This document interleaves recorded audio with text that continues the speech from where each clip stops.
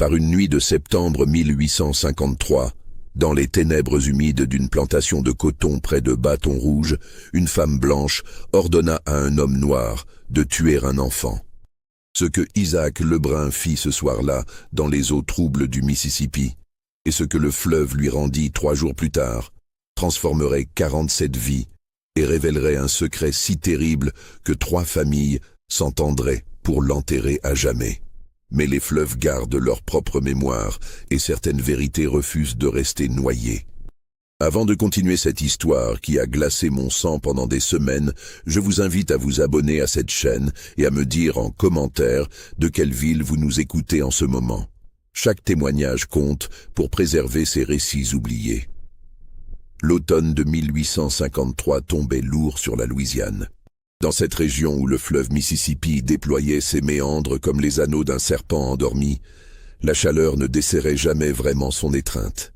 Même en septembre, l'air restait épais, saturé d'humidité et du parfum douceâtre de la canne à sucre en maturation. Les cigales chantaient leur litanie incessante et les moustiques formaient des nuages vivants au-dessus des marécages qui bordaient les terres cultivées. La plantation Bellevue s'étendait sur près de 1200 hectares de terres fertiles, à environ 30 km au sud de Bâton Rouge. Ces champs de coton blanc ondulaient comme une mer laiteuse sous le soleil implacable, ponctués çà et là par les silhouettes courbées des hommes et des femmes qui travaillaient du lever au coucher du jour. 187 âmes asservies vivaient sur cette propriété, réparties entre les baraquements de bois brut qui s'alignaient derrière les champs. Loin de la grande maison blanche, aux colonnes majestueuses qui dominaient le domaine, comme un temple antique, Pierre-Auguste Lavigne avait hérité Bellevue de son père en 1845. À 42 ans, c'était un homme de stature imposante, aux traits burinés par le soleil et marqué par une certaine dureté que les années de commandement avaient gravée dans son visage. Ses mains, bien que soignées, portait encore les callosités de sa jeunesse passée à apprendre le métier de planteur aux côtés de son père. On le disait juste pour un maître d'esclaves, ce qui signifiait simplement qu'il ne frappait pas sans raison et qu'il veillait à ce que ses travailleurs reçoivent suffisamment de nourriture pour demeurer productifs. Mais la justice d'un propriétaire d'esclaves demeure une notion relative, comme l'eau qui paraît propre jusqu'à ce qu'on en voie le fond. Son épouse, Margot Lavigne, née Duvalier, était arrivée à Bellevue en 1846 lors d'un mariage arrangé entre 2 familles de planteurs désireuses d'unir leurs intérêts. Elle avait 20 ans alors, fraîche sortie du pensionnat des Ursulines à la Nouvelle-Orléans, habituée au luxe et au raffinement de la vie urbaine. La plantation l'avait terrifiée au début. Les étendues infinies de champs, l'isolement oppressant, et surtout la présence constante de ces hommes et femmes noirs dont elle avait appris à craindre la simple existence. Elle avait été élevée dans la conviction que les esclaves constituaient une menace permanente, des êtres inférieurs certes, mais nombreux et potentiellement dangereux si on leur laissait la moindre liberté. Au fil des années, Margot avait appris à régner sur Bellevue avec une main de fer dissimulée sous les dentelles et les bonnes manières. Elle gérait la maisonnée avec une efficacité redoutable, veillant à ce que chaque détail soit impeccable, chaque service rendu avec la déférence appropriée. Les domestiques la craignaient plus que le maître lui-même, car contrairement à Pierre-Auguste, qui se concentrait sur les champs et la production, Margot surveillait chaque aspect de la vie domestique avec une vigilance incessante. Un verre mal lavé, une nappe pliée de travers, un regard un peu trop direct, et la punition tombait, rapide et méthodique. La grande maison elle-même était une manifestation de leur statut social. Construite en bois de cyprès et de chêne, elle s'élevait sur 2 étages, ses galeries couvertes offrant une fraîcheur relative pendant les mois d'été étouffants. Les colonnes doriques qui soutenaient le portique avaient été importées d'Italie, tout comme le marbre du hall d'entrée. À l'intérieur, les meubles en acajou massif, les tapis persans, les lustres de cristal et les miroirs dorés témoignaient de la richesse accumulée par 2 générations de Lavigne.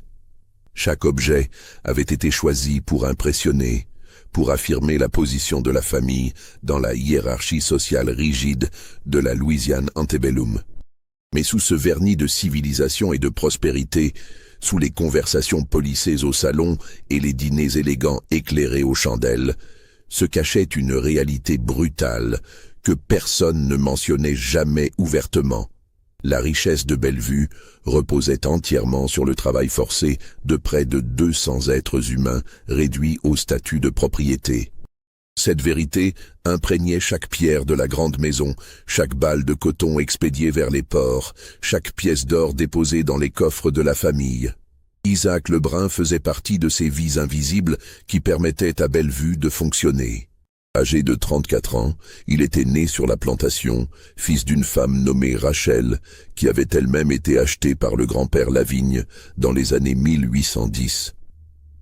Isaac n'avait jamais connu la liberté, jamais dormi ailleurs que dans les baraquements en bois, jamais mangé autre chose que les rations distribuées chaque semaine. Farine de maïs, lard salé, mélasse, et parfois un peu de poisson quand la pêche était bonne dans le bayou voisin. On lui avait appris à lire, fait rare pour un esclave, grâce à un ancien régisseur qui croyait qu'un contremaître sachant déchiffrer les ordres écrits était plus efficace. Isaac occupait effectivement cette position depuis 6 ans, supervisant le travail dans les champs sous la direction du régisseur blanc actuel, un homme nommé Thomas Mercier. Cette responsabilité faisait de lui un homme à part parmi les esclaves, respecté par certains, détesté par d'autres qui voyaient en lui un collaborateur du système qui les opprimait tous. Mais Isaac n'avait jamais eu le choix. Il avait accepté ce rôle parce que refuser aurait signifié le fouet, la vente à une autre plantation, la séparation d'avec sa femme Esther et leurs 3 enfants.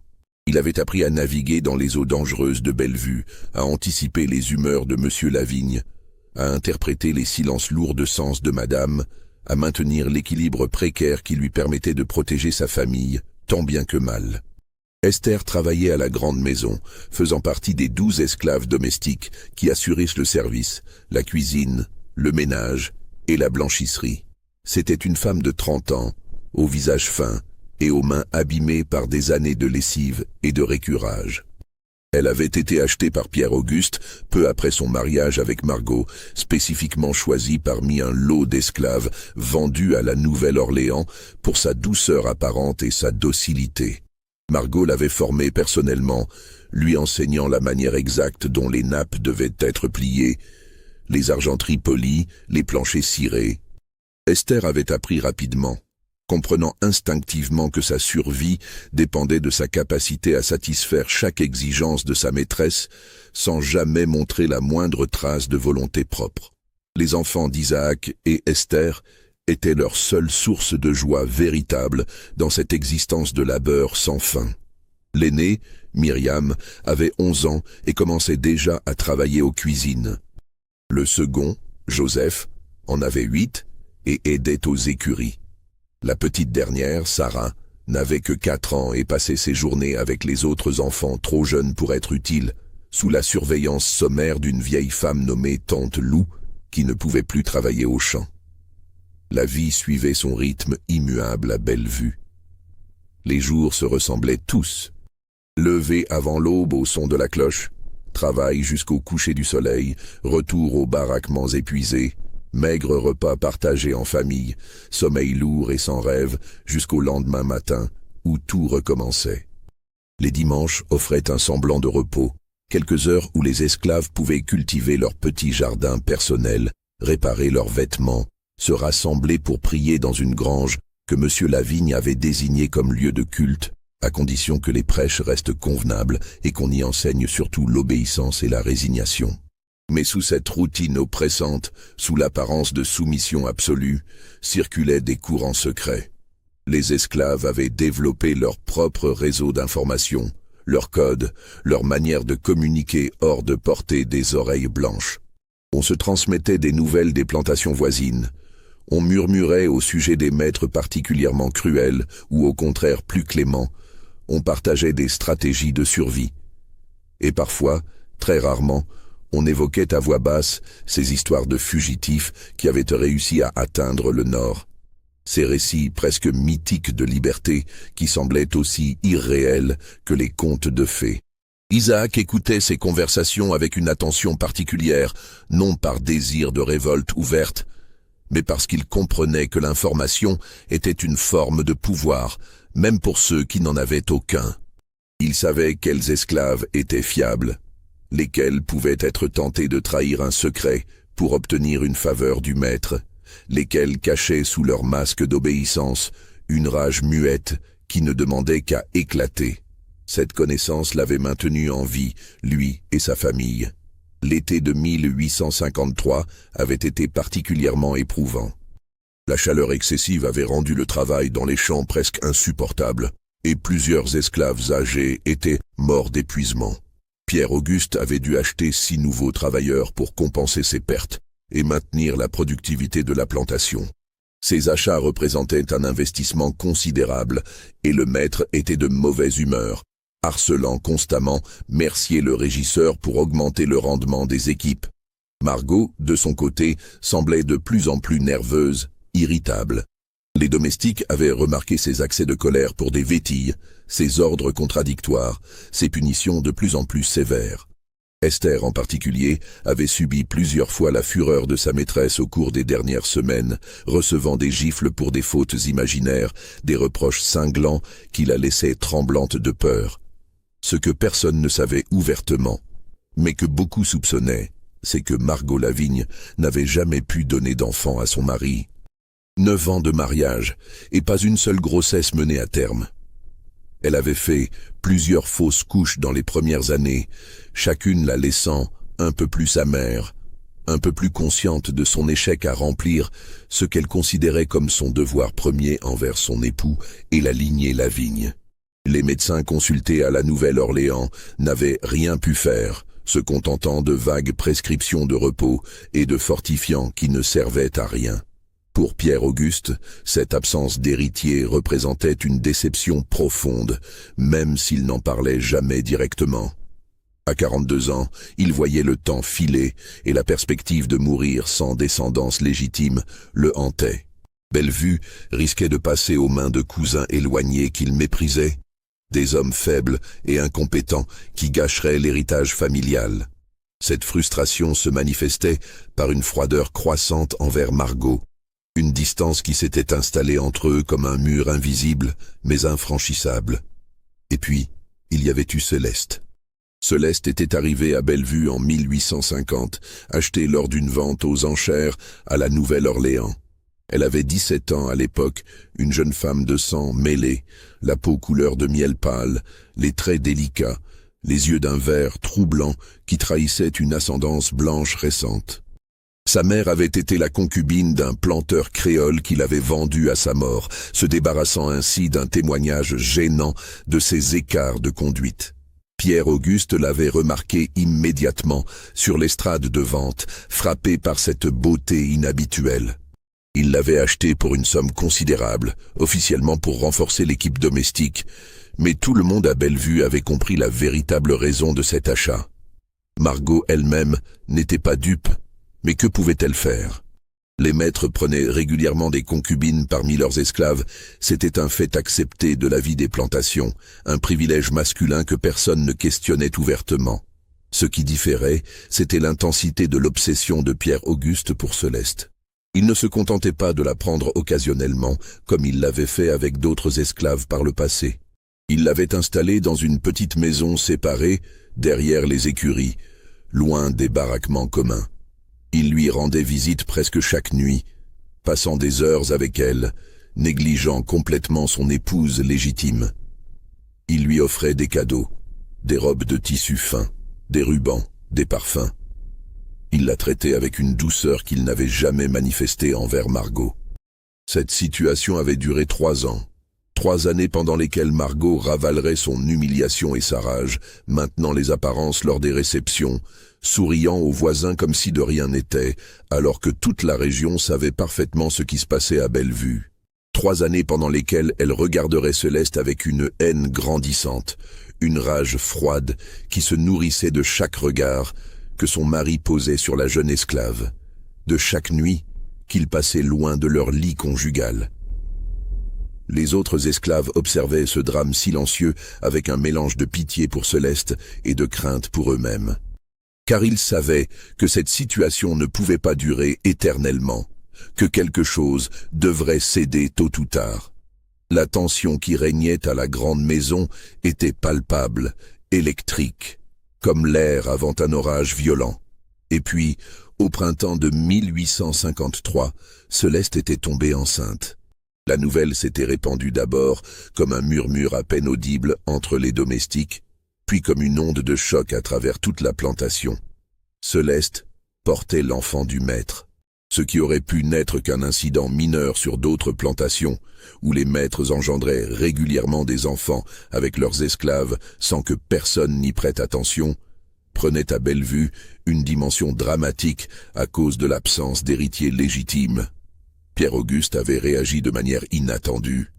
Loin de chercher à cacher cette grossesse ou à s'en débarrasser, il l'avait accueillie avec une joie évidente, presque enfantine.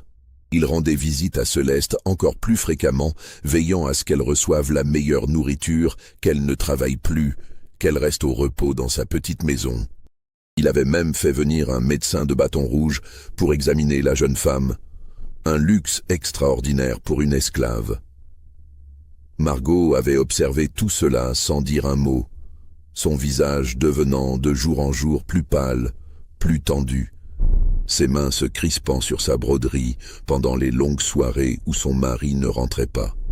Les domestiques la voyaient parfois rester debout près de la fenêtre de sa chambre, regardant fixement vers la petite maison derrière les écuries, immobile comme une statue de sel pendant des heures. Esther, qui servait directement Madame Lavigne, sentait la tempête approcher. Elle voyait les signes dans les gestes de plus en plus brusques de sa maîtresse, dans les punitions de plus en plus sévères, infligées pour des fautes dérisoires, dans le silence glacial qui régnait désormais à la grande maison. Elle essayait de se faire aussi invisible que possible, de ne donner aucune prise à la colère qui couvait visiblement en Margot. Isaac, lui, observait la situation avec une inquiétude grandissante. Il connaissait suffisamment les dynamiques de pouvoir à Bellevue pour comprendre que cette grossesse mettait tout le monde en danger. Quand les maîtres se déchiraient entre eux, c'étaient toujours les esclaves qui en payaient le prix. Il redoublait de vigilance dans son travail, veillant à ce que les équipes maintiennent leur productivité, évitant tout ce qui pourrait attirer l'attention négative du maître ou de la maîtresse. Les semaines passèrent, lourdes et oppressantes comme la chaleur d'été. Le ventre de Céleste s'arrondissait visiblement. Pierre-Auguste parlait ouvertement de l'enfant à venir, évoquant la possibilité de l'affranchir, peut-être même de lui donner le nom de Lavigne. Ces paroles, rapportées par les domestiques qui les entendaient, faisaient l'effet d'autant de coups de couteau dans le cœur de Margot. Car ce que Pierre-Auguste proposait n'était pas simplement scandaleux, c'était une insulte directe à son épouse légitime. Donner son nom à l'enfant d'une esclave alors que Margot ne lui avait donné aucun héritier, c'était la rejeter publiquement, affirmer devant toute la société que cette femme noire avait réussi là où elle avait échoué. C'était une humiliation si profonde qu'elle dépassait tout ce qu'une femme de son rang pouvait endurer. Le 7 septembre 1853, Céleste donna naissance à un garçon. L'accouchement se déroula dans la petite maison, assisté par tante Lou qui servait de sage-femme à Bellevue et par le médecin que Pierre-Auguste avait fait revenir spécialement de Bâton Rouge. Le bébé était en bonne santé, avec la peau claire de sa mère et, disait-on, les yeux sombres des Lavignes. Pierre-Auguste était au comble de la joie. Il passa toute la journée et toute la soirée auprès de Céleste et de l'enfant, tenant le nouveau-né dans ses bras, le contemplant avec une tendresse qu'il n'avait jamais manifestée pour personne d'autre. Il donna des ordres pour que les esclaves reçoivent une ration supplémentaire de viande et de whisky pour célébrer cette naissance, comme on l'aurait fait pour un héritier légitime. À la grande maison, Margot passa cette journée seule dans sa chambre, les volets fermés, refusant toute nourriture, ne répondant pas quand les domestiques frappaient à sa porte. Esther, qui avait monté un plateau dans l'après-midi, l'avait trouvée assise dans son fauteuil près de la fenêtre, le regard fixe, les mains posées à plat sur ses genoux, parfaitement immobile. Elle n'avait même pas tourné la tête quand Esther était entrée. Cette immobilité absolue terrifiait plus que n'importe quel accès de colère. Si ce début vous a glacé le sang, mettez un pouce en l'air et dites-moi dans les commentaires ce que vous pensez qu'il va se passer. Les jours qui suivirent, cette naissance furent parmi les plus terribles de l'histoire de Bellevue. Les 3 jours qui suivirent furent étranges, presque surréels. Pierre-Auguste semblait vivre dans un monde à part, entièrement absorbé par son nouveau fils. Il passait presque tout son temps dans la petite maison, négligeant complètement ses devoirs de planteur. C'était Mercier le régisseur qui gérait tout, et Isaac qui supervisait les équipes de chant, sans recevoir aucune instruction particulière du maître. Margot, elle, était réapparue le lendemain de la naissance, impeccablement habillée, coiffée, le visage calme et composé. Trop calme. Elle donnait ses ordres d'une voix douce, presque mélodieuse, souriait même occasionnellement. Ce changement radical inquiétait profondément les domestiques qui la connaissaient. Esther en particulier sentait un danger imminent dans cette sérénité artificielle, dans cette politesse exagérée qui ressemblait à la surface lisse d'un lac dont on ne peut pas voir la profondeur. Le 10e septembre au soir, 3 jours après la naissance, Margot fit appeler Isaac à la grande maison. C'était inhabituel. Les contremaîtres esclaves ne venaient normalement à la grande maison que pour recevoir des instructions de Monsieur Lavigne ou de Mercier, jamais de Madame directement. Isaac monta les marches du perron avec une appréhension grandissante, sachant que quelque chose de terrible allait se produire. Margot le reçut dans le petit salon, celui qu'elle utilisait pour ses activités de broderie et de lecture. Les lampes à huile jetaient des ombres dansantes sur les murs tapissés de papier peint français aux motifs délicats. Elle était assise dans son fauteuil habituel, le dos très droit, les mains posées sur les accoudoirs, vêtue d'une robe de soie grise qui bruissait légèrement à chacun de ses mouvements. Isaac entra, le chapeau à la main, les yeux baissés comme on le lui avait appris depuis l'enfance. Il attendit qu'elle parle, le cœur battant. « Isaac », dit-elle de sa voix douce et contrôlée, « vous êtes un homme de confiance, n'est-ce pas ?»« Oui, madame », répondit-il, sentant un piège dans cette question simple. « Vous avez toujours servi fidèlement la famille Lavigne. Votre père avant vous, votre grand-père aussi, je crois. »« Oui, madame. » « Et vous comprenez que la loyauté est la vertu la plus importante pour quelqu'un dans votre position. La loyauté absolue, sans question, sans hésitation. » Isaac ne répondit pas immédiatement, sentant le piège se refermer. « Oui, madame, » finit-il par dire. Margot se leva alors, s'approchant de la fenêtre qui donnait sur l'arrière de la propriété, vers les écuries et la petite maison où Céleste et l'enfant dormaient, sans doute paisiblement. Elle resta silencieuse un long moment, son profil éclairé par la lampe, révélant une tension extrême dans sa mâchoire serrée, dans ses mains qui agrippaient le rebord de la fenêtre. « Il y a quelque chose que vous devez faire pour moi cette nuit, » dit-elle finalement sans se retourner. « Quelque chose d'extrêmement important, quelque chose qui restera entre nous et ne devra jamais être mentionné à quiconque, même pas à votre épouse. » Le silence qui suivit sembla durer une éternité. Isaac sentait la sueur perler sur son front, malgré la fraîcheur relative de la soirée. Il connaissait déjà, avec une certitude horrible, ce qui allait suivre. Margot se retourna enfin, le fixant de ses yeux gris devenus durs comme de l'acier. L'enfant de cette fille, celui que mon mari traite comme un prince, doit disparaître. Ce soir, Isaac ouvrit la bouche mais aucun son n'en sortit. Il sentait ses jambes trembler sous lui. « Vous allez aller à la petite maison », continua Margot d'une voix parfaitement égale, comme si elle donnait des instructions pour le ménage. La fille dort profondément, je lui ai fait porter un cordial contenant du laudanum dans l'après-midi. Elle a bu sans se méfier. Vous prendrez l'enfant, vous irez au fleuve, et vous le noierez. Le mot tomba dans le silence du salon comme une pierre au fond d'un puits. « Madame, je... » commença Isaac, mais elle l'interrompit d'un geste sec. « Ne dites rien. Écoutez simplement. Si vous refusez, je ferai vendre votre femme et vos 3 enfants demain matin. Je les enverrai dans différentes plantations, si loin que vous ne les reverrez jamais. Votre fille aînée ira dans une maison de Nouvelle-Orléans. Vous savez de quel genre je parle. Votre fils travaillera dans les champs de canne, où les enfants durent rarement plus de 2 ans. Et votre petite dernière... » Elle laissa sa phrase en suspens, le regard froid et calculateur. « Si vous obéissez, reprit-elle après une pause, votre famille sera en sécurité. Je veillerai personnellement à ce que vous restiez tous ensemble. Je vous donnerai même certains privilèges. Une cabane plus grande, de meilleures rations, peut-être même la possibilité pour vos enfants d'apprendre un métier.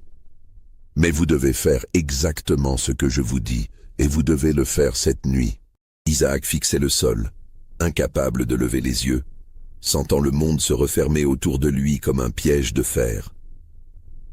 Il pensait à Esther, à Myriam, Joseph, la petite Sarah. Il pensait à l'enfant innocent qui dormait dans la petite maison. Il pensait au fleuve noir et froid qui coulait paresseusement à travers les champs. « Le fleuve prend parfois des enfants, » dit Margot d'une voix presque rêveuse. « Des accidents arrivent. Un bébé compose un instant près de la berge pendant qu'on lave du linge. 1 minute d'inattention. Ces choses se produisent. Personne ne peut être blâmé. » Elle s'approcha de lui, si proche qu'il pouvait sentir son parfum de rose et de poudre. « Vous comprenez ce que je vous dis, Isaac? Personne ne sera blâmé. Vous rentrerez chez vous, vous vous coucherez auprès de votre femme, et demain matin, quand on découvrira la terrible tragédie, vous serez aussi choqués que les autres. » Isaac ferma les yeux, sentant des larmes brûlantes couler silencieusement sur ses joues. Il pensait à sa mère Rachel, morte 10 ans plus tôt, qui lui avait appris à survivre dans ce monde cruel en courbant l'échine, en obéissant, en ne jamais défier les maîtres. Il pensait à toutes les horreurs qu'il avait déjà vues et acceptées par nécessité. Mais ceci, alors... La voix de Margot était devenue coupante comme une lame. Il ouvrit les yeux, mais ne la regarda toujours pas. « Oui, madame, » murmura-t-il, et ces 2 mots lui arrachèrent une partie de son âme. « Bien, allez maintenant, et souvenez-vous, le fleuve garde ses secrets. » Isaac sortit du salon sur des jambes tremblantes, descendit les escaliers de la grande maison, traversa la cour en direction de la petite maison derrière les écuries. La nuit était tombée complètement maintenant, sans lune, juste le scintillement lointain des étoiles dans le ciel d'encre. Les cigales chantaient leur mélopée habituelle, indifférentes au drame humain qui se jouait. La porte de la petite maison n'était pas verrouillée. Isaac entra, ses yeux s'habituant lentement à l'obscurité. Il distingua la forme de Céleste allongée sur le lit, sa respiration lourde et régulière du laudanum. Et dans un berceau de bois à côté du lit, emmailloté dans un lange blanc, le bébé dormait paisiblement. Isaac resta figé sur le seuil, regardant cet enfant innocent qui ne savait rien du monde terrible dans lequel il était né. Un enfant qui portait le sang de son maître et qui, pour cette raison même, était condamné. Car Margot ne tolérerait jamais qu'il vive, qu'il grandisse, qu'il devienne un rival potentiel pour tout héritier qu'elle pourrait encore concevoir, ou simplement une preuve vivante de son humiliation. Il s'approcha du berceau, les mains tremblantes. Le bébé bougea légèrement, ses petites mains se refermant et s'ouvrant dans son sommeil. Isaac se pencha, soulevant doucement l'enfant qui ne se réveilla pas. Il était si léger, si fragile, et c'est à ce moment qu'Isaac prit une décision qui changerait le cours de tout.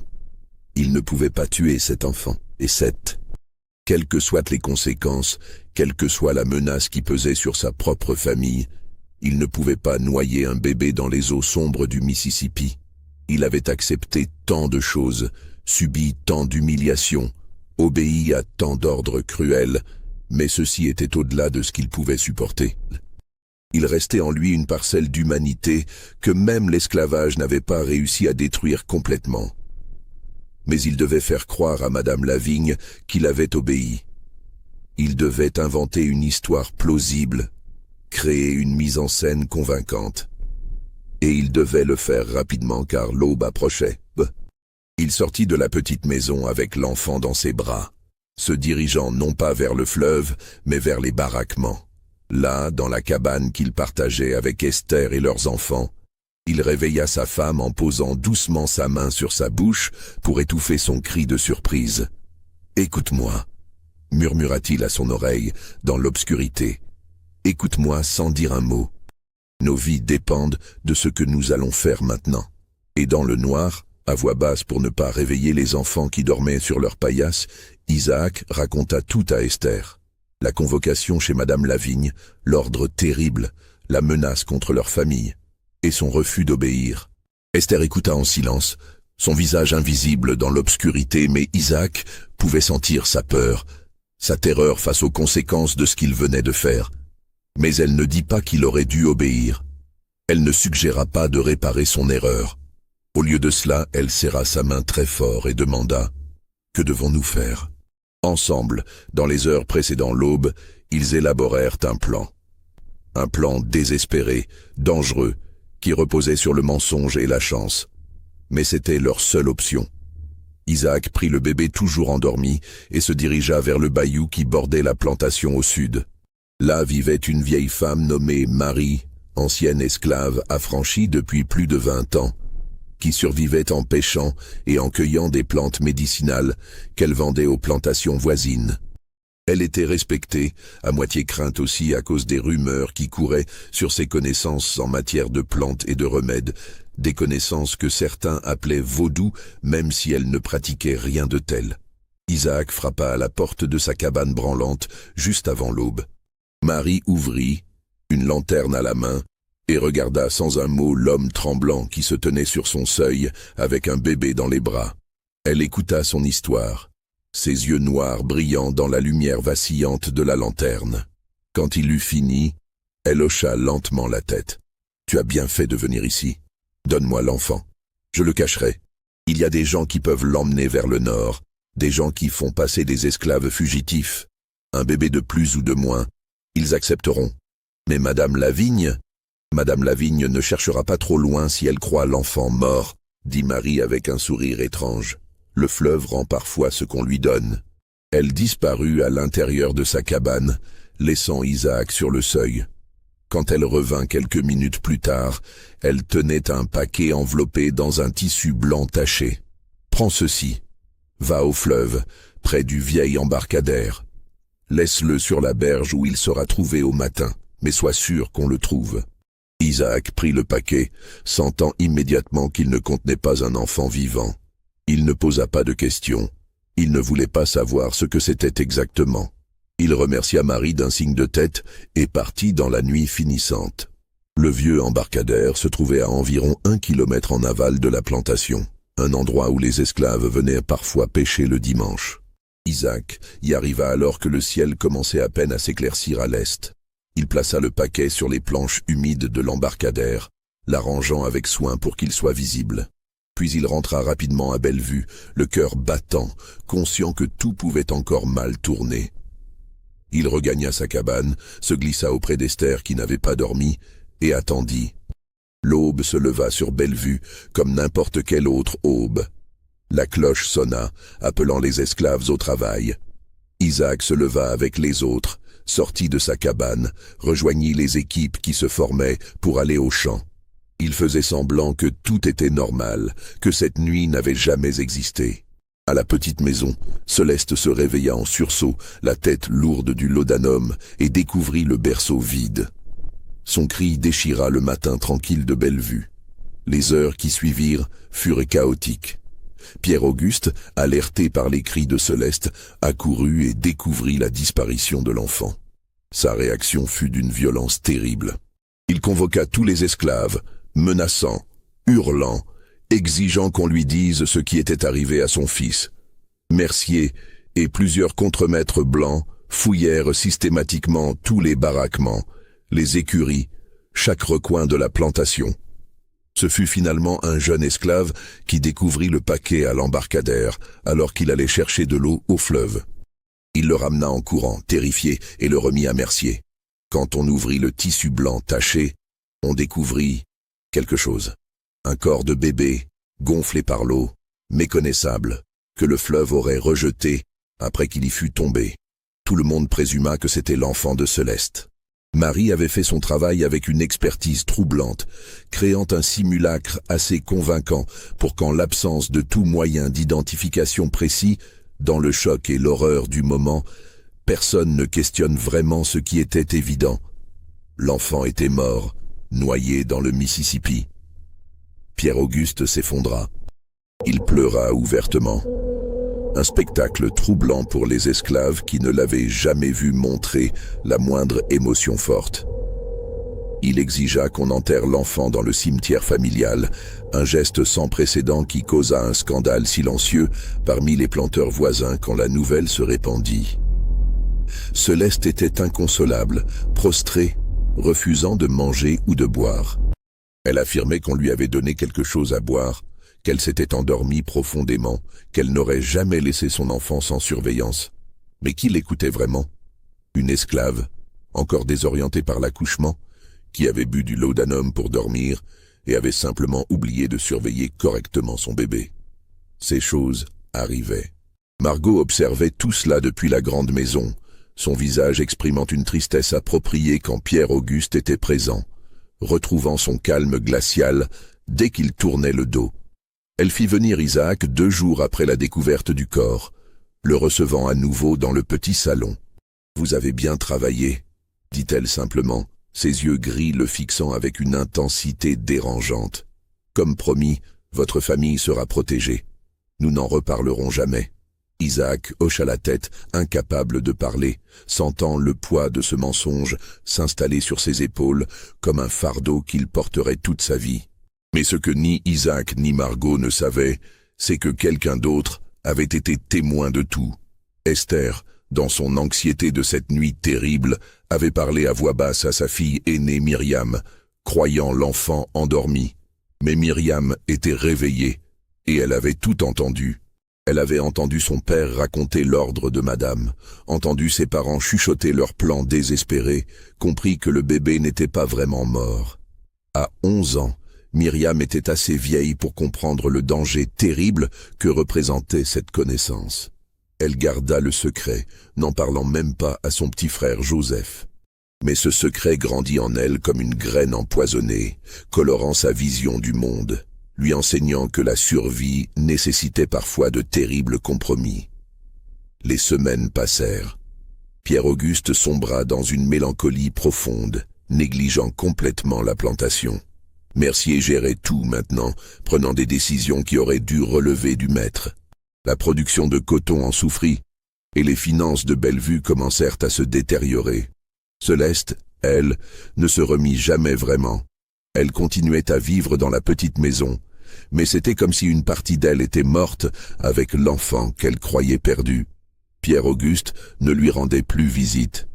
Il l'évitait même, incapable de supporter la vue de cette femme qui lui rappelait son fils mort. Margot, ayant obtenu ce qu'elle voulait, retrouva peu à peu une certaine sérénité. Elle ne souriait pas, elle n'était pas heureuse, mais la tension insupportable qui l'avait habitée pendant des mois s'était dissipée. Son mari avait perdu son héritier illégitime, et il lui restait peut-être encore du temps pour lui donner un véritable fils Lavigne. Mais le fleuve n'avait pas fini de révéler ses secrets. 3 mois après la tragédie, en décembre 1853, un incident étrange se produisit. Un bateau à vapeur qui remontait le Mississippi s'était arrêté brièvement près de l'embarcadère de Bellevue pour des réparations mineures. Parmi les passagers se trouvait un médecin de la Nouvelle-Orléans, un certain docteur Rousseau, qui avait assisté à l'accouchement de Céleste 3 mois plus tôt. Par curiosité, et n'ayant rien d'autre à faire pendant les réparations, Rousseau décida de rendre visite à la plantation, se demandant comment se portait l'enfant qu'il avait aidé à mettre au monde. Il remonta le chemin vers la grande maison et fut reçu poliment mais froidement par Margot, qui l'informa brièvement que l'enfant était malheureusement mort peu après sa naissance, noyé accidentellement. Rousseau exprima ses condoléances et s'apprêtait à repartir quand quelque chose le fit hésiter. Il demanda à voir le corps, si celui-ci avait été enterré sur place, expliquant qu'il aimerait prier sur la tombe. Margot ne put refuser sans paraître suspecte. Elle l'accompagna donc au petit cimetière familial, derrière la grande maison, où une petite pierre tombale marquait effectivement une tombe récente. Mais pendant qu'il marchait, Rousseau demanda des détails sur les circonstances exactes de la mort. Margot, prise au dépourvu, répéta l'histoire officielle. La mère s'était endormie, l'enfant avait dû ramper ou être emporté d'une manière ou d'une autre vers le fleuve, on l'avait retrouvé noyé. Rousseau fronça les sourcils. Mais l'enfant n'avait que 3 jours quand je suis parti. Il ne pouvait certainement pas ramper. Et je me souviens distinctement l'avoir examiné. C'était un bébé exceptionnellement vigoureux et alerte. Comment exactement serait-il arrivé jusqu'au fleuve? Margot, sentant le danger, répondit froidement que les détails exacts demeuraient flous, que c'était une tragédie qu'il préférait ne pas ressasser. Rousseau n'insista pas, mais son regard était devenu pensif, soupçonneux. Après son départ, Margot réalisa qu'elle avait un problème.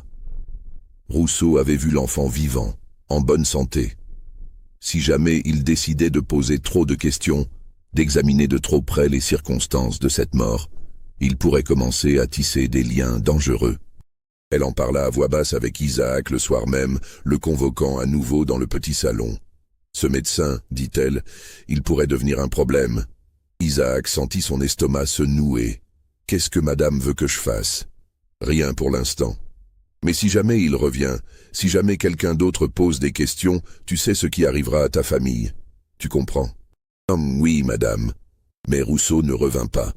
Il repartit vers la Nouvelle-Orléans et disparut de leur vie. Cependant, il avait planté une graine de doute, et cette graine allait germer de manière inattendue. L'hiver passa, puis le printemps de 1854 arriva. Pierre-Auguste semblait émerger lentement de sa dépression. Il recommençait à s'intéresser à la plantation, à donner des ordres à Mercier, à inspecter les champs. Mais il était changé, durci, et son regard avait pris une qualité distante, comme s'il regardait le monde de très loin. Sa relation avec Margot restait froide, purement formelle. Il ne partageait plus de repas en privé, dormait dans des chambres séparées, se croisait dans la maison comme 2 étrangers polis. Margot n'avait pas réussi à tomber enceinte, malgré les quelques fois où Pierre-Auguste était venu dans sa chambre par devoir conjugal. Céleste continuait à vivre dans la petite maison, mais elle était devenue l'ombre d'elle-même. Elle ne parlait presque plus, passait ses journées à regarder par la fenêtre vers le fleuve qui avait prétendument pris son enfant.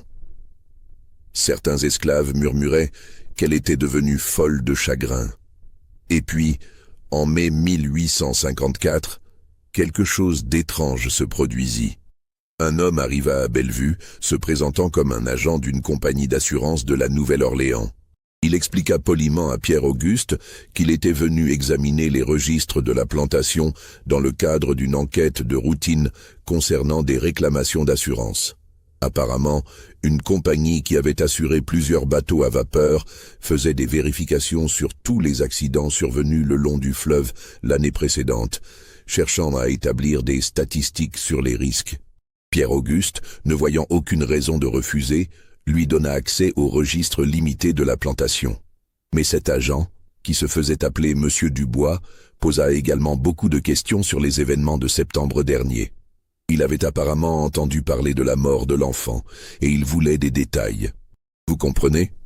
expliqua-t-il avec un sourire aimable. « Nous devons documenter tous les incidents impliquant le fleuve.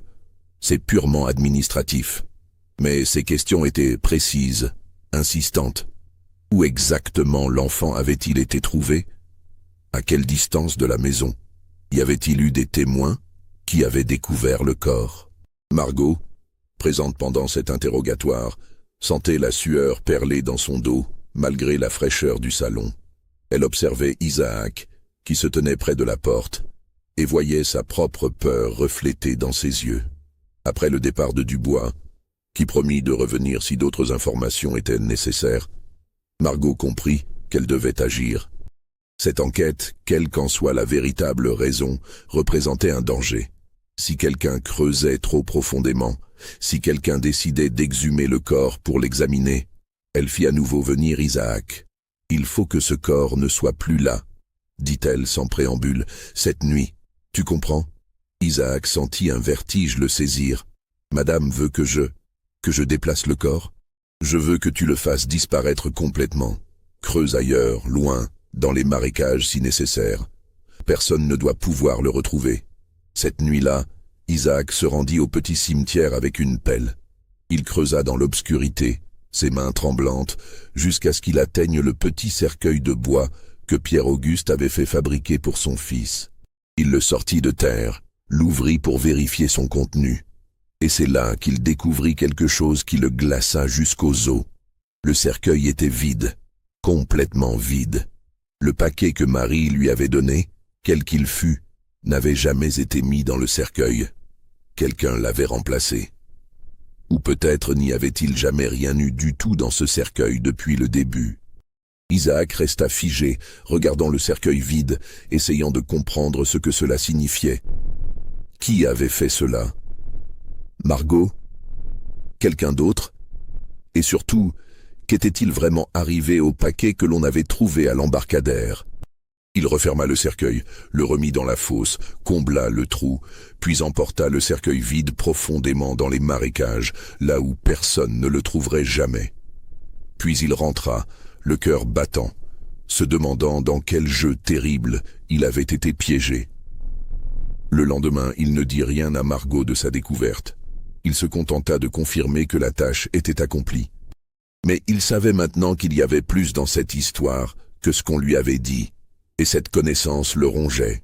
Les semaines suivantes furent marquées par une série d'événements de plus en plus troublants.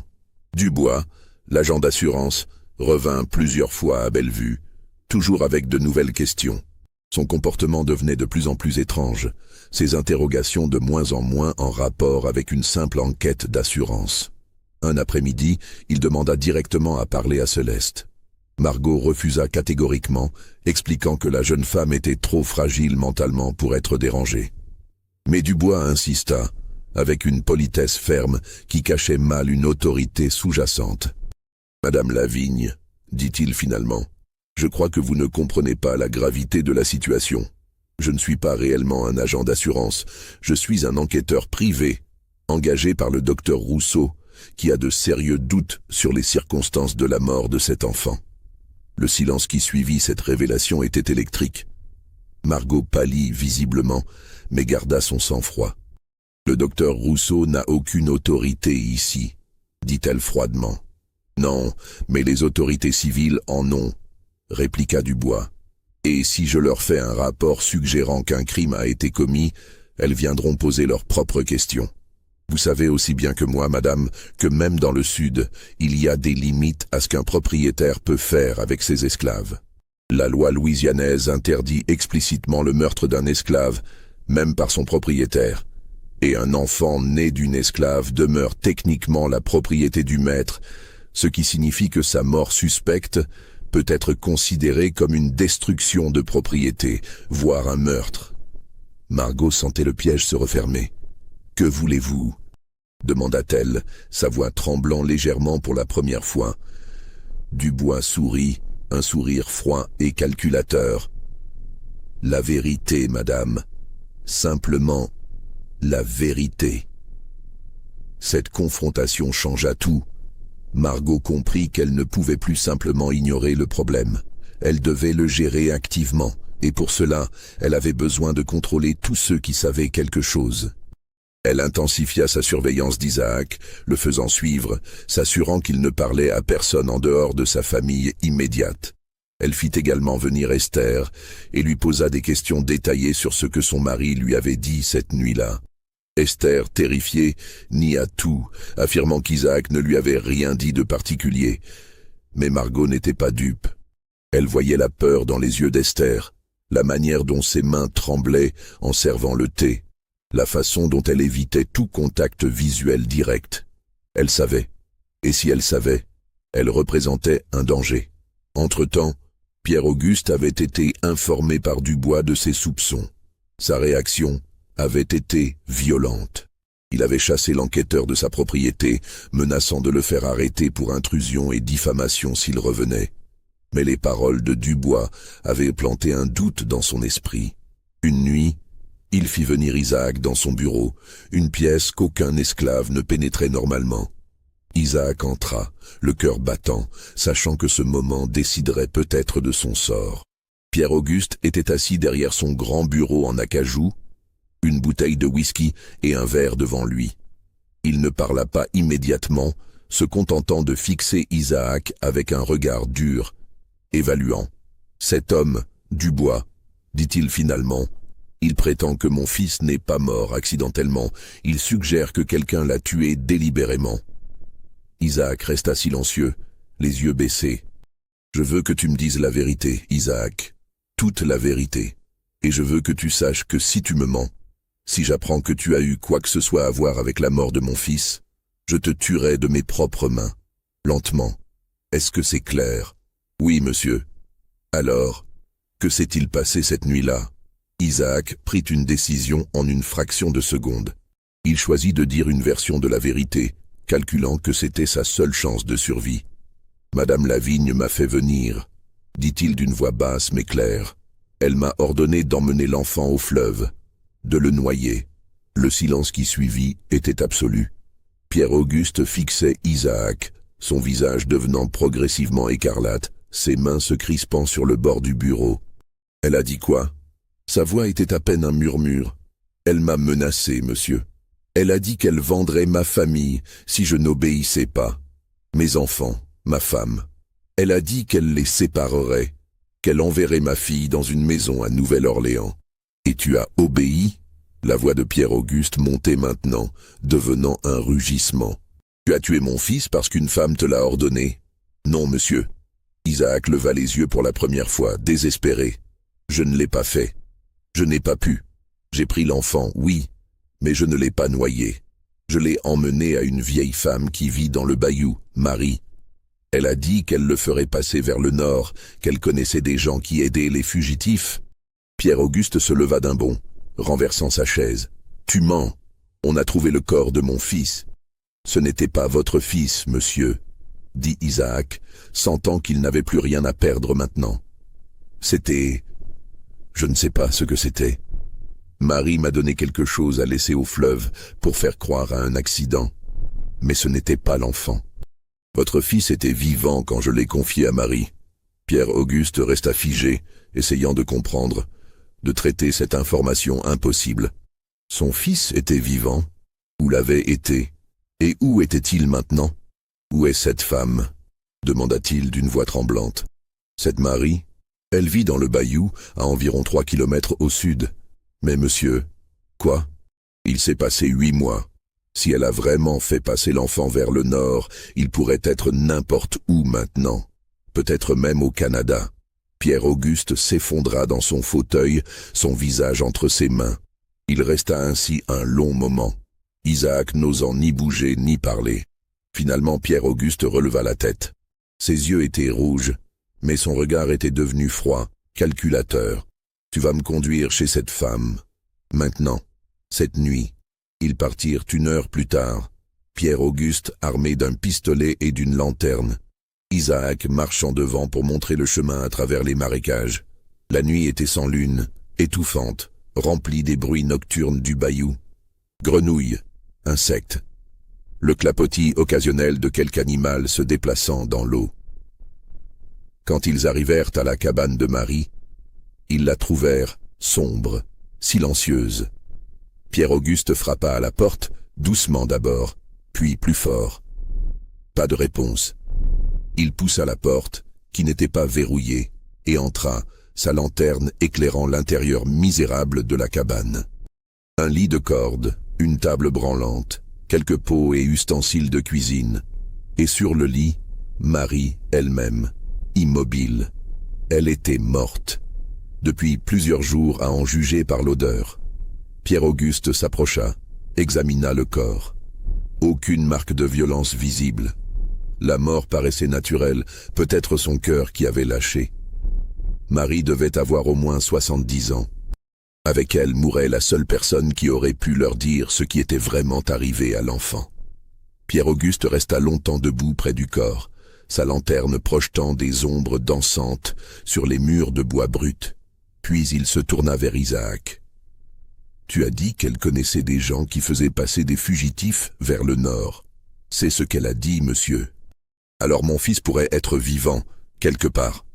Oui, monsieur, peut-être. Pierre-Auguste hocha lentement la tête, comme s'il prenait une décision. Nous allons retourner à la plantation. Tu ne parleras de ceci à personne, tu m'entends? Personne. Même pas à ta femme. Si jamais j'apprends que tu as parlé, je te tuerai, et ta famille avec toi. C'est compris? Oui, monsieur. Et puis tu vas faire quelque chose pour moi. Tu vas retrouver ces gens dont Marie parlait, ces gens qui font passer des esclaves vers le nord. Tu vas les contacter, leur demander s'ils ont fait passer un bébé métis en septembre dernier, où ils l'ont emmené. Isaac sentit son cœur s'arrêter. Ce que Pierre-Auguste demandait était incroyablement dangereux. Le réseau clandestin qui aidait les esclaves fugitifs était d'une discrétion absolue, et ses membres risquaient la prison voire la mort s'ils étaient découverts. Établir un contact avec eux sans éveiller les soupçons serait presque impossible. Mais il hocha la tête. « Je vais essayer, monsieur. » Ils rentrèrent à belle vue en silence, chacun perdu dans ses pensées. Pierre-Auguste pensait à son fils, peut-être vivant quelque part dans le vaste nord, élevé par des étrangers. Isaac pensait au terrible danger dans lequel il venait d'être plongé, pris entre un maître désespéré et un réseau secret qu'il ne connaissait même pas vraiment. Et aucun d'eux ne savait que cette nuit, cachés dans l'ombre d'un chêne près du bayou, quelqu'un les avait suivis et avait tout entendu. La personne qui les avait suivis était Myriam, la fille d'Isaac. À 12 ans maintenant, elle avait développé une conscience aiguë des dangers qui entouraient ta famille. Elle avait entendu ses parents chuchoter la nuit, avait vu la peur dans leurs yeux, et elle avait décidé de comprendre ce qui se passait vraiment. Ce qu'elle avait entendu cette nuit dans le bayou confirmait ce qu'elle savait déjà.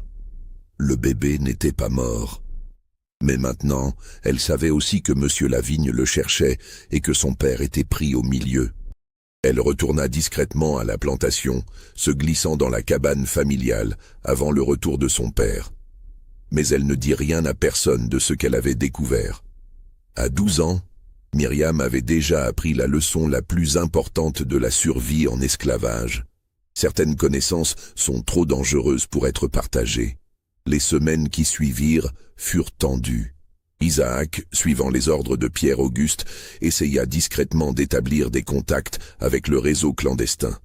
Il parla à voix basse avec certains esclaves qu'il soupçonnait d'avoir des connexions, laissa tomber des remarques prudentes, des questions détournées. C'était un travail terriblement dangereux. Si quelqu'un le dénonçait, s'il éveillait les soupçons des mauvaises personnes, il serait pendu pour avoir aidé des fugitifs.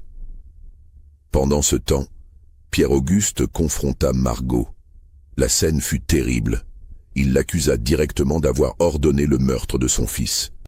Margot nia d'abord, puis, face à l'insistance de son mari, admit finalement qu'elle avait demandé à Isaac de se débarrasser de l'enfant. « C'était moi ou cette fille, dit-elle d'une voix glaciale. Tu l'as choisi, lui, plutôt que ta propre épouse. Tu as humilié publiquement ta famille, ta lignée, tout ce pourquoi nous sommes censés nous battre. Cet enfant bâtard aurait détruit tout ce que les Lavigne ont construit. Je n'avais pas le choix. Tu as fait tuer mon fils, répondit Pierre-Auguste, sa voix tremblant de rage contenue. Ton fils? Le rire de Margot était amer, presque hystérique. Ce n'était pas ton fils. C'était le produit de ta luxure, de ton manque de contrôle, de ton mépris pour moi et pour tout ce que je représente. C'était une abomination qui devait être éliminée. Il était vivant, un enfant innocent. Il n'y a pas d'innocence dans ce monde, dit Margot, et dans ses yeux, Pierre-Auguste vit quelque chose de cassé, de profondément blessé. Il n'y a que le pouvoir et la survie. Tu m'as appris cette leçon toi-même. Pierre-Auguste quitta la chambre de sa femme cette nuit-là, avec la certitude que leur mariage était irrémédiablement terminé. Mais il ne pouvait pas la répudier, pas sans scandale, pas sans détruire sa propre réputation sociale. Ils étaient liés l'un à l'autre, condamnés à vivre côte à côte dans une guerre silencieuse qui ne finirait qu'avec la mort de l'un d'eux. 3 mois plus tard, Isaac réussit finalement à établir un contact. Un vieil esclave d'une plantation voisine, qui passait parfois par Bellevue pour livrer du poisson, lui glissa un jour une information. Il y avait eu effectivement un bébé, un garçon métis qui avait été passé vers le nord en septembre 1853. L'enfant avait été remis à une famille de Quakers en Ohio, des gens qui recueillaient des enfants d'esclaves et les élevaient comme leurs propres enfants. Isaac transmit cette information à Pierre-Auguste, qui reçut la nouvelle en silence, les yeux fixés sur un point invisible au loin. Son fils était vivant, quelque part en Ohio, élevé par des étrangers qui ne sauraient jamais qui était son véritable père. « Comment s'appellent ces gens » demanda-t-il finalement. « Je ne sais pas, monsieur. Mon contact n'a pas voulu me le dire. Il a dit que c'était trop dangereux, que si cette information tombait entre de mauvaises mains, toute la chaîne serait détruite. » Pierre-Auguste hocha lentement la tête. Il comprenait. Le réseau qui avait sauvé son fils devait rester secret, protégé. Mais cela signifiait qu'il ne reverrait probablement jamais cet enfant. « Il y a autre chose, monsieur, » continua Isaac, hésitant. « Mon contact a dit que l'enfant avait été baptisé par la famille qui l'a recueilli. Ils l'ont appelé Samuel Freeman. Samuel Freeman. Un nom de liberté pour un enfant né dans les chaînes. » Pierre-Auguste répéta ce nom à voix basse, comme une prière ou une malédiction. Puis il congédia Isaac et resta seul dans son bureau, une bouteille de whisky pour toute compagnie. Mais l'histoire ne s'arrêtait pas là. Parce que Dubois, l'enquêteur, n'avait pas abandonné. Il était revenu à Bellevue avec un mandat des autorités civiles exigeant d'examiner la tombe de l'enfant. Pierre-Auguste ne put refuser. Dubois, accompagné d'un officier de police de Bâton Rouge, se rendit au cimetière et ordonna l'exhumation du corps. Quand on ouvrit la tombe, on découvrit ce qu'Isaac savait déjà. Le cercueil était vide. L'enquête qui suivit fut chaotique. Dubois accusait Margot de meurtre. Pierre-Auguste niait farouchement, affirmant que l'enfant avait bel et bien été enterré, que quelqu'un avait dû voler le corps pour des raisons inconnues. Les autorités étaient perplexes, ne sachant que croire. Finalement, faute de preuves tangibles d'un crime, l'affaire fut classée. On ne pouvait pas poursuivre quelqu'un pour meurtre sans corps. Et personne ne voulait vraiment creuser trop profondément dans les affaires internes d'une plantation prospère. Le système entier reposait sur le maintien d'une certaine discrétion sur ce qui se passait vraiment derrière les portes closes des grandes maisons blanches. Mais le scandale avait touché Bellevue. Les planteurs voisins parlaient à voix basse de cette étrange affaire, de cet enfant disparu, de ce cercueil vide. La réputation de la famille Lavigne en souffrit, et leur position sociale se détériora lentement, mais sûrement. Margot, officiellement lavée de tout soupçon mais regardée avec méfiance par tous, se retira de plus en plus dans la grande maison, évitant les contacts sociaux. Elle développa une paranoïa croissante, voyant des menaces partout, surveillant obsessivement les esclaves domestiques. Céleste, qui avait appris par les rumeurs que son enfant pourrait être vivant, retrouva une étincelle de vie. Elle commença à poser des questions, à chercher discrètement des informations. Pierre-Auguste, pris de pitié et peut-être de culpabilité, lui parla finalement, lui racontant ce qu'Isaac avait découvert. Céleste pleura de soulagement en apprenant que son fils vivait quelque part, libre. Mais cette connaissance était aussi une torture. Elle savait qu'elle ne le reverrait jamais, qu'elle ne connaîtrait jamais l'homme qu'il deviendrait. Il était hors de portée, dans un monde auquel elle n'aurait jamais accès. Les années passèrent lentement à Bellevue, marquées par une atmosphère de plus en plus tendue et sombre. La plantation continuait à fonctionner. Le coton continuait à être récolté et vendu, mais quelque chose d'essentiel s'était brisé. Pierre-Auguste ne prit plus jamais de concubine parmi les esclaves. Il se concentra entièrement sur la gestion de sa propriété, devenant de plus en plus dur, plus impitoyable dans ses décisions économiques. Mais la nuit, seul dans son bureau, il sortait parfois un morceau de papier où il avait écrit un nom, Samuel Freeman. Il se demandait à quoi ressemblait son fils maintenant. S'il était heureux, s'il apprenait à lire et à écrire, s'il serait un jour libre pour de vrai. Margot sombra progressivement dans une forme de folie douce. Elle continuait à diriger la maisonnée avec la même efficacité apparente. Mais les domestiques remarquaient ses comportements de plus en plus étranges. Elle parlait toute seule, voyait des choses que personne d'autre ne voyait, avait des accès de rage suivis de longs silences catatoniques. En 1857, elle tomba soudainement malade. Une fièvre violente la saisit, et malgré les soins d'un médecin appelé de la Nouvelle-Orléans, elle mourut en 3 jours. On parla de pneumonie, mais certains murmurèrent que c'était son esprit qui avait finalement cédé sous le poids de ses actions. Céleste vécut encore 10 ans à Bellevue, travaillant au champ maintenant, car Pierre-Auguste ne supportait plus de la voir. Elle mourut en 1867, peu après la fin de la guerre de sécession qui avait libéré tous les esclaves. Elle mourut en femme libre, mais son cœur était resté prisonnier de ce mois de septembre 1853, où on lui avait volé son enfant. Isaac et Esther restèrent à Bellevue, même après l'émancipation, n'ayant nulle part où aller, aucun moyen de survivre ailleurs. Ils vieillirent sur la terre où ils étaient nés esclaves, témoins silencieux d'une histoire terrible qu'ils ne racontèrent jamais complètement à personne, pas même à leurs enfants. Myriam, leur fille aînée, quitta Bellevue dès qu'elle le put après la guerre. Elle partit vers le nord, vers l'Ohio, espérant peut-être y retrouver des traces de l'enfant qui avait été sauvé. On ne sait pas si elle réussit. Pierre-Auguste Lavigne mourut en 1872, seul dans la grande maison maintenant vide et en décrépitude. Bellevue fut vendue pour payer ses dettes, divisée, transformée. La grande maison blanche fut finalement détruite par un incendie en 1885. Il ne reste aujourd'hui aucune trace visible de ce qui fut autrefois une plantation prospère. Quant à Samuel Freeman, l'enfant qui avait été sauvé des eaux du Mississippi, les archives suggèrent qu'il grandit effectivement en Ohio, élevé par une famille de Quakers qui ne lui parla jamais de ses origines.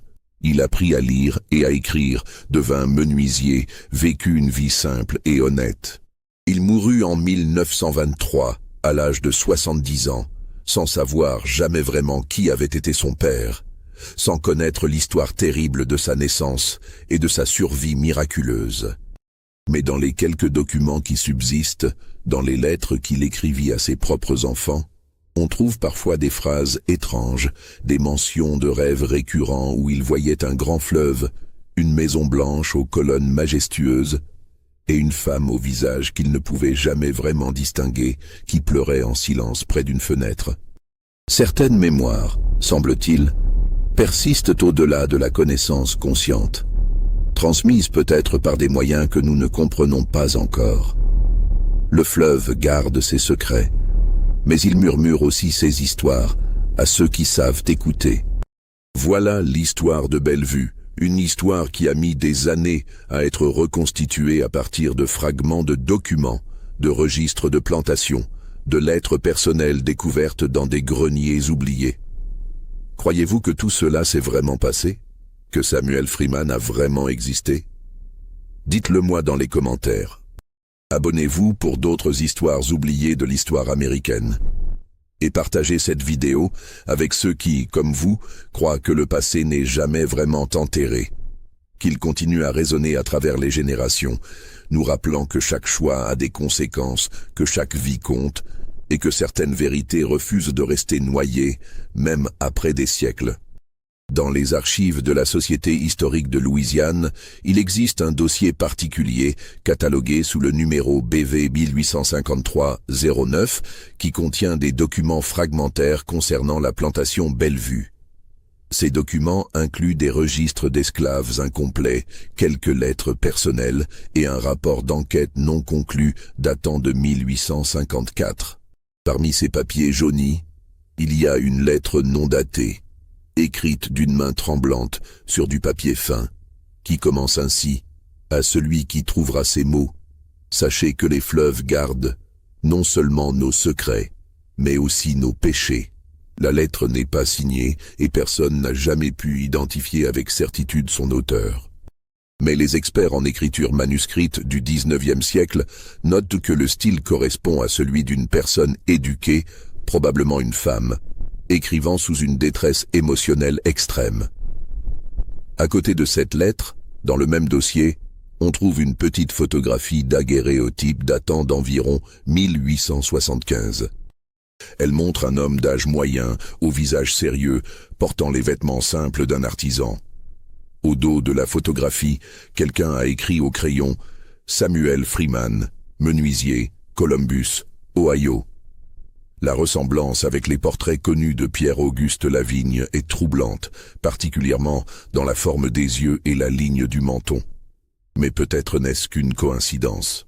Peut-être toute cette histoire n'est-elle qu'une légende, un conte sombre tissé à partir de bribes de vérité et d'imagination. Peut-être n'y a-t-il jamais eu de Bellevue, jamais eu d'Isaac ou de Margot, jamais eu d'enfants sauvés des eaux, ou peut-être pas. L'histoire est une rivière qui coule dans une seule direction, mais dont les courants secrets nous échappent souvent. Nous ne voyons que la surface, les remous et les tourbillons, sans jamais vraiment comprendre ce qui se cache dans les profondeurs. Et comme le Mississippi lui-même, l'histoire charrie des vérités et des mensonges mêlés, impossibles à démêler complètement. Tout ce que nous pouvons faire, c'est écouter ces murmures et essayer de comprendre les échos du passé qui continuent à résonner dans le présent. La seule certitude, c'est que des histoires comme celle-ci se sont produites encore et encore sur des centaines de plantations à travers le sud antebellum. Des enfants nés dans les chênes, des familles déchirées, des secrets enterrés, des vies détruites par un système qui transformait les êtres humains en propriétés. Bellevue existe peut-être, ou peut-être pas. Mais les Bellevues du monde réel, eux, ont existé. Par centaines, par milliers, et leurs fantômes nous hantent encore aujourd'hui.